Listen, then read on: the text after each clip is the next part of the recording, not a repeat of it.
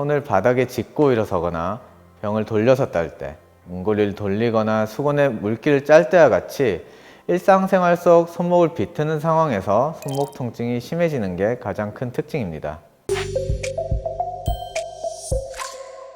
네, 안녕하세요. 가톨릭 감동대학교 국제성모병원 정형외과 김상희 교수입니다.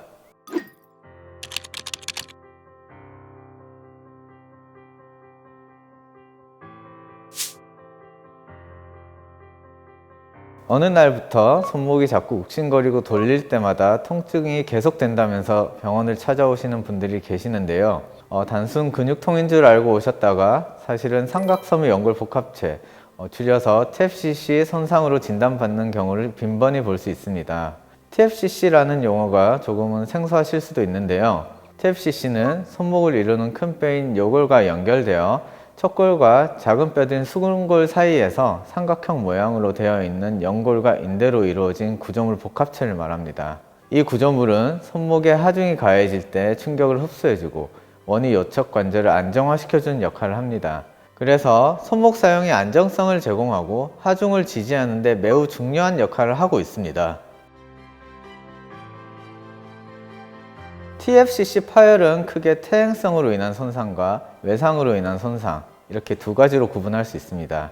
퇴행성 손상은 말 그대로 손목의 지속적인 사용으로 척골두와 월상골 사이에 반복적인 움직임이 나타나고 뼈 사이에 존재하는 삼각섬유 연골 중앙부에 파열이 생기게 되며 파열된 불안정한 파열판이 주변에 자극을 주어 통증을 유발하는데요.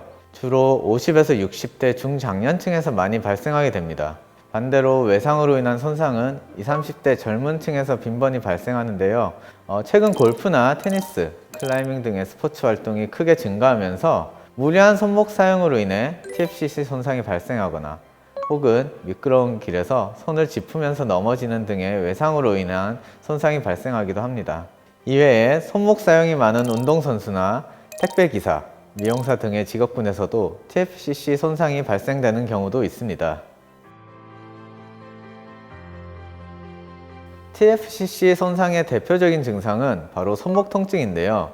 손을 바닥에 짚고 일어서거나 병을 돌려서 딸 때, 문고리를 돌리거나 수건에 물기를 짤 때와 같이 일상생활 속 손목을 비트는 상황에서 손목 통증이 심해지는 게 가장 큰 특징입니다. 통증은 주로 손목의 내측, 즉 몸과 가까운 쪽에서 주로 발생합니다. 이러한 증상은 초기에는 사용을 줄이면 호전됩니다.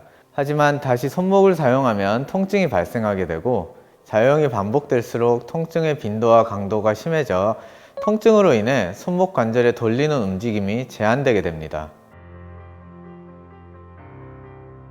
네, 그렇습니다. TFCC는 섬유 연골 및 인대 구조로 이루어져 엑스레이 검사로는 손상 여부 확인이 어렵고 MRI를 통해 진단할 수 있습니다.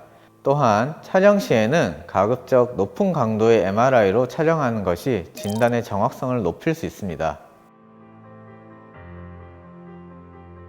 TFCC 손상이 진단된 경우 초기에는 손목의 사용을 제한하고 약물 치료를 통해 보존적 치료를 진행하게 됩니다. 특히 외상성 파열의 경우 초기에 보존적 치료를 통해 대부분 증상이 호전됩니다. 그러나 보존적 치료를 진행했음에도 불구하고 손목 통증이 지속될 경우에는 관절경을 통한 수술적 치료를 진행하게 되는데요.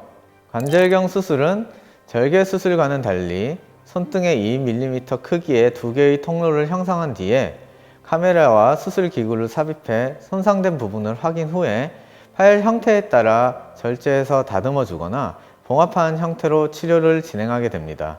관절경은 회복 기간이 짧고 수술 결과도 우수해 최근에 많이 시행되는 수술 방법입니다. TFCC 손상으로 인한 손목 통증은 조기 치료가 굉장히 중요합니다. 초기에 빠르게 대처한다면 보존적인 치료로도 충분히 치료 효과를 얻을 수 있습니다. 따라서 손목 내측의 통증, 특히 회전 동작 시 통증이 발생할 경우 병원을 방문해 정밀 검사를 진행해 보시는 것이 가장 좋습니다.